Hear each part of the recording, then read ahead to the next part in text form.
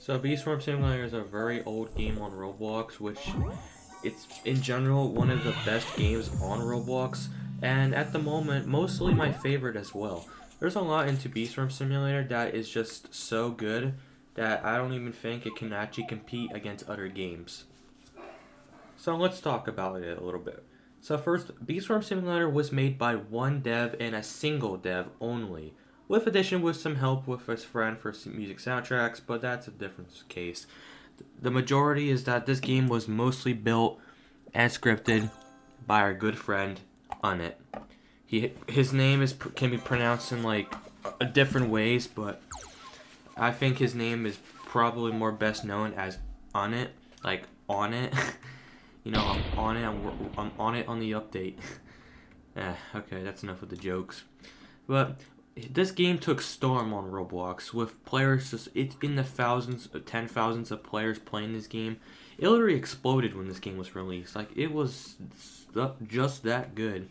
And to this day, this game still gets updates, despite it being a simulator, which dies out pretty quickly. But this is no typical simulator, actually. This is more of an advanced kind of simulator, if I'm being honest. I don't even think simulator fits the name anymore. I think this game should just be called Beast Farm, and that's pretty much it. I mean, with simulators, people just really dislike the game as a simulator, so I don't think this game should be really a simulator anymore. I think this should just be called Beast Farm and just a general name. So it's not really classified as a simulator anymore, because people with just simulator is just a very just common name. But anyways, the objective of this game is pretty simple. You hatch bees, you collect pollen, and you make honey. With that honey, you can buy new tools and upgrades so you can collect more pollen to make more honey, and there's just so many things you can do. So many things in the shop, crafting, and a lot of other cool stuff with amulets, bosses, and a lot of mechanics that I never knew would actually come to this game.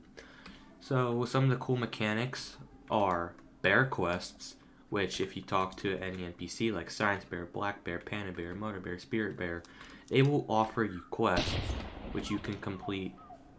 Some of these quests might be hard, and some are easy. So for example, I'm on Festive Reef Workshop number 4, 4 out of 10 for Bee Bear's quest. At the moment, this quest, I'm mostly struggling with the red boost tokens, but other than that, this quest isn't that hard. Mostly when you get up the mountain and meet more of the end game, that's when the quests start to actually pick up. With Unit's quest, Star Journey, there's some hard quests as well. Spirit Bear's quest, they're also pretty tense. And Bumblebee Man, which in just an actual fact has the hardest quest in the game. With literally this year's Being quest, this requires so much, it's just not funny. It will take you a literal month in order to get that whole quest done. I mean, seriously. Pollen collecting, you have to collect it from blue fields. And as me being a white hive, I don't make as much when grinding blue fields. So that's really a big problem. It's not a problem if you are a blue hive. You can just make that really easily, but even after when you collect pollen, you still have a lot to collect with marks, probably tokens, and a lot of other things. The rewards aren't really as super good. That 1 trillion honey is kind of decent, and with the ability to also be able to use the naughty list to kill players, that kind of feels a bit evil in a way. When you actually complete that quest, you actually get power. Like you can control the server pretty much, just spawning whatever you call it, death lasers, I guess, in a way. And if players die from it, they can get boosts, which is pretty cool actually. So you're really in general trying to help a player, but if they're boosting and whatever, yeah, it might actually throw them off a little bit. But other than that, Bumblebee Man's quest is just, not sure what you get from the reward, but it's still pretty cool. And when you complete that quest, you also get access to the Mondo gift box as well. So really, if you think completing Bumblebee Man's quest is just a waste, it really might not actually be that much of a waste because you still actually get some other perks of giving it a present and opening them on the box. But that's just only about the winter event. We still have a lot more to talk about in this game. When starting off in this game, it's pretty tense, pretty hard, and it will take you a long time. When I first started playing this game, I don't know when, but I know I've been playing it for over 2 years now, it was pretty tense. It was only when the gifted beasts were a thing and when you could also level up your beasts. So at that point, I had a little bit of an advantage. I mean, I just grinded for so many hours, I would no-life this game so much, and this is how I got to where I am today, just from no-lifing. I know at some points that I went in no life, and sometimes I took very major breaks from this game because updates typically don't come out as often as you would think. Like, It was making updates like every few weeks in the past, and now updates are basically a monthly thing, every few months, etc.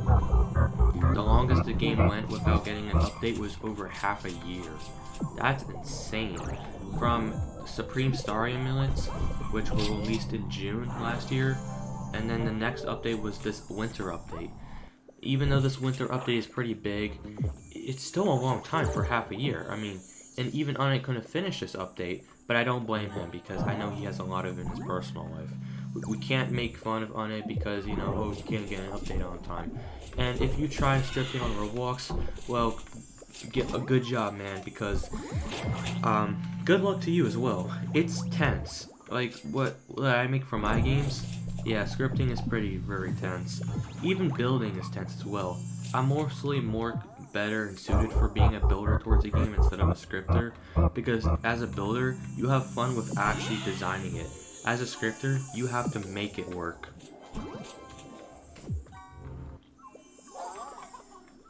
But after when you get down and learn the game and stuff, it's really not so hard. I mean, then after when you start getting good loot and being able to buy like, advanced gear, the game will start being a little bit more simpler actually. And then with lots of leftover honey, you can use it to level up your bees to make them more overpowered, be able to generate amulets, or mostly the star amulets, but with unique gifted bees as well. But just think like inside the box a little bit. Like, think of things that you should probably go for first before going and advancing, because there could be ways you could do stuff that are super simple and you're just choosing to do it the harder way. Like, if you want to go and grind, like, I don't know, for example, the wand up there, but you only have the wand from there, you should really manage yourself a little bit and only get stuff that you can afford actually and what you can grind for quickly. Not just going advanced, because that's going to take you a lot longer in actual fact. I think that at this point I'm actually just trying to say like how good this game is, like basically explaining the whole game's plot. But in general, just this game is just very fun. I mean, yes, it can get a little bit boring at times, and sometimes we always wonder where Unit is. But if you just go deep into the hole, open the treasure chest, you'll see Unit is right there with you. He'll still be with us. He still stalks Discord. He lurks it a little bit, just like I do on Discord. I lurk it a little bit, seeing what people are up to and all that, because, sometimes I don't always want to be on Discord, and I get that. But, it's like sometimes we can predict when updates come out, and sometimes we can't, based off what he's doing with the test realm. So, yeah. But just with a lot of cool stuff, with a lot of cool bees and mechanics that are pretty interesting, and maybe you might, like, there's probably mechanics you probably don't know that exist in this game, most likely. I mean, I'm gonna just state a couple of the obvious ones. So you see this petal belt, or, this petal wand actually? Yeah, you can use it to pop bubbles. Pretty interesting. There's probably other things as well, but I can't name it off the top of my head because, it's getting very late and I still haven't got my second upload out because I just can't think of ideas, literally. So this is pretty much Eden's video of explaining how Beast Realm is good, and an excuse video because of how Eden still can't think of good content or any content to upload. And honestly, I feel like when I can't get good content, I feel like I don't even know. I don't really deserve as much subscribers, because if I don't produce enough content that's interesting enough, and it's just not going to be, the the audience won't really enjoy as much. So I want to try to only limit myself and to try to get good content out. So maybe I can get a bigger audience. But when I have to upload and edit 2 videos every single day, that's kind of tough. I might have to start rearranging my schedule as well with uploading videos. I mean, I still have a lot of other videos planned out, but it's just the movie is taking some time, and I just want to get that out of the way. But hey, if you're watching this, anyone from Frost is watching this, yes. I already said so many times about that movie, and I'm getting chapter 1 out of it this weekend, so if you want to watch it, it'll be premiered at like 2:30 p.m. Eastern Time, so I love to see you there. And then after when I work on chapter 2, after when I premiere and get chapter 1 out, I won't immediately start on chapter 2. I want to actually get like a normal Roblox animation out, just like what I did a few months ago when my Roblox account got banned. So that's what I want to do, and then after when I get probably that video out, then I'll start working on chapter 2, because I think after, like, at this point, chapter 2, like, and 3, both those videos are going to be way longer than chapter 1 at least. I'm predicting about 30 to 40 minutes of each episode then, because like, I just want to get a lot out, because, you know, I just hope you guys will like this film, actually. I mean, a lot of you guys really like the trailer, so figures that since you guys like the trailer, you're gonna really like the film in general. Okay, but anyways, I'm talking a little too much. Yeah, I'm sorry. But yeah, in conclusion, you should try out Beast Room Simulator if you haven't. It's a very fun game.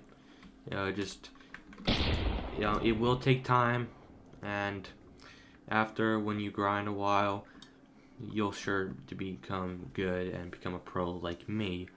Like, if you need help, always ask for tips from players who've been more experienced with this game, like and I just got another bad amulet, of course. But yeah, so yeah, take care everyone, see you.